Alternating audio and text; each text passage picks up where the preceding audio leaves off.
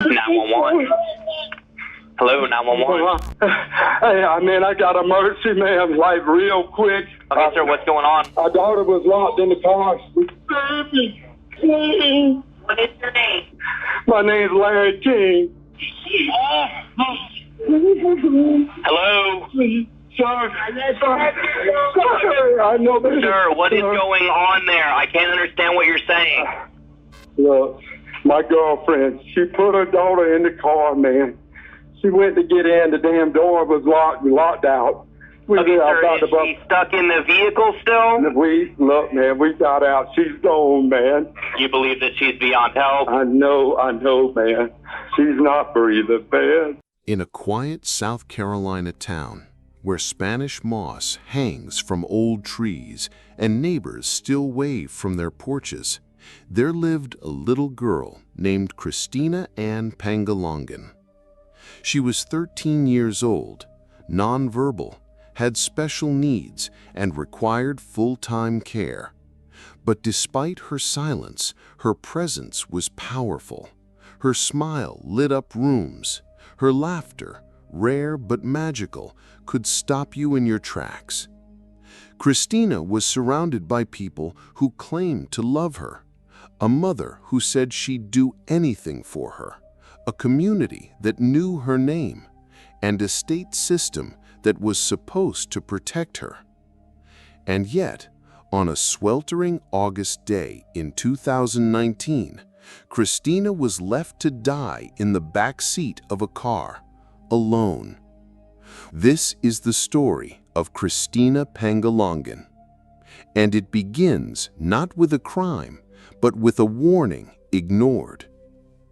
Christina Ann Pangalongan was born with disabilities that made her life more complicated, but also more precious. She couldn't walk without help. She couldn't speak.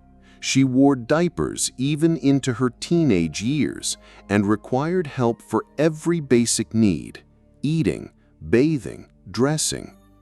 Her mother, Rita Fraser Pangalongan, often described her daughter as her miracle. She told friends and family that God had chosen her for a reason, to care for Christina because she was strong enough to do it. But life wasn't easy. Christina's father wasn't in the picture. Rita was often struggling financially, working multiple jobs, tutoring, cleaning homes, anything to keep things afloat. Despite her challenges, Christina had family around her. An older sister, Elizabeth, a few neighbors who noticed her quiet presence. And yet, beneath it all, something wasn't right. Because long before Christina's death, people had concerns. And they tried to warn someone.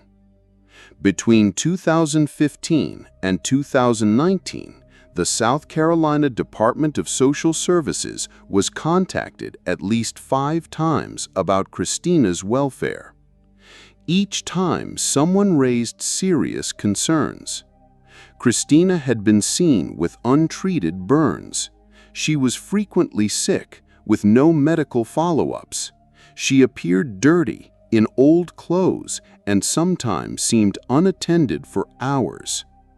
Neighbors, healthcare workers, even extended family filed reports, but DSS never intervened in a meaningful way. Christina remained in her mother's care, and no one really knew what was happening behind closed doors. It was supposed to be a normal day. That morning, Rita Pangalon and her boyfriend, Larry Eugene King Jr., took Christina with them to Larry's home.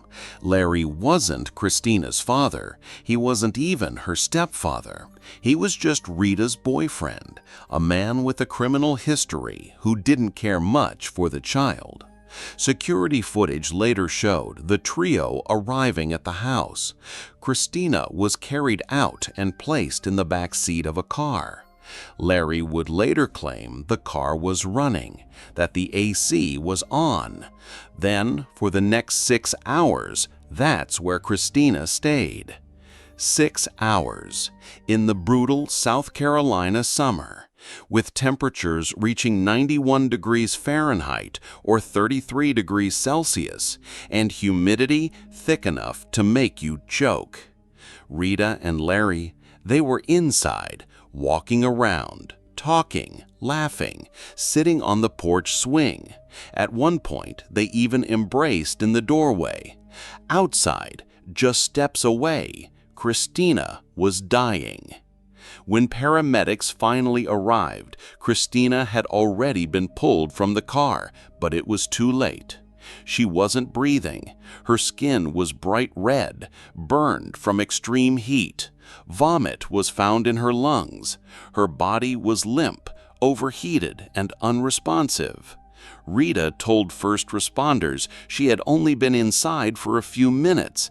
She said she stepped in to grab a pack of cigarettes, and when she came back, the car had locked with the keys and Christina inside. It was a lie, and investigators would soon prove it. Larry's home had a security system, and when authorities reviewed the footage, a different timeline emerged. Christina was placed in the car before noon. No one checked on her, not once, for over 6 hours. Rita and Larry appeared outside multiple times, never looking at the car. At trial, investigators said this wasn't neglect, it was murder by omission, because they knew she was there, and they chose to do nothing. The forensic pathologist who conducted Christina's autopsy delivered chilling testimony. The cause of death, hyperthermia, prolonged heat exposure. She had vomited and inhaled stomach fluids, signs that her body had tried to fight back but failed. Her internal systems had completely collapsed. In her final moments, she couldn't even clear her own throat. Just 2 weeks after Christina's death, Rita's other daughter, Ashley, was arrested for leaving her own 2 children, aged 7 and 9 months, inside a hot car. It was 91 degrees again. Was it learned behavior, neglect passed down through generations, or just another sign that Christina had been living in danger for too long? In 2023, Rita and Larry were tried for Christina's death. Larry took the stand.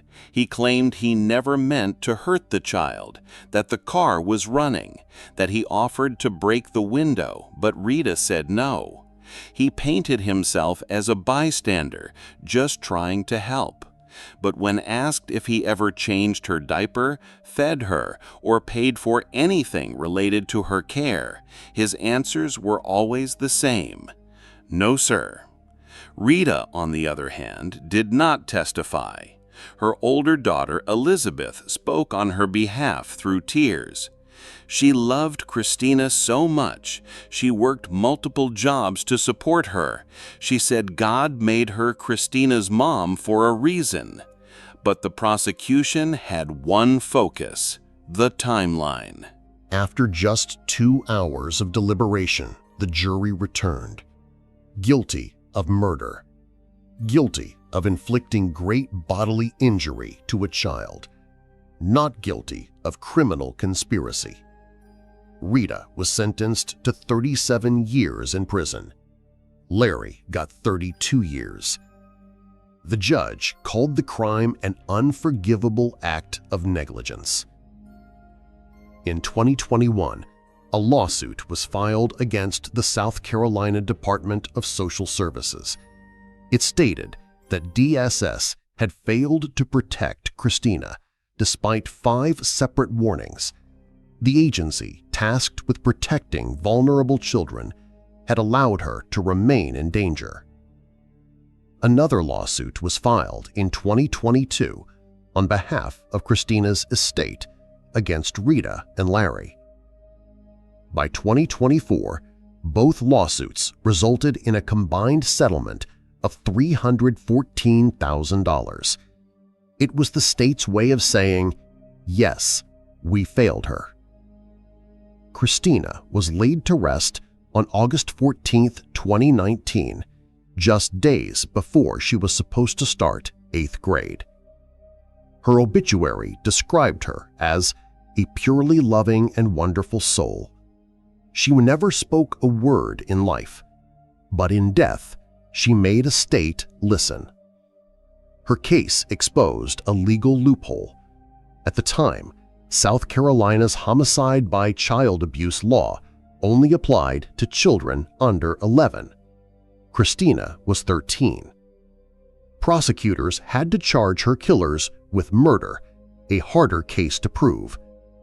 Because of Christina, a new bill was introduced to raise the age limit to 18. Her story is now taught in criminal justice classrooms. It's cited in child welfare training manuals. It's used to push reform in states across the U.S. A girl who couldn't talk is now the reason the law might change, so that no child, no matter their age, their needs, or their silence, ever slips through the cracks again.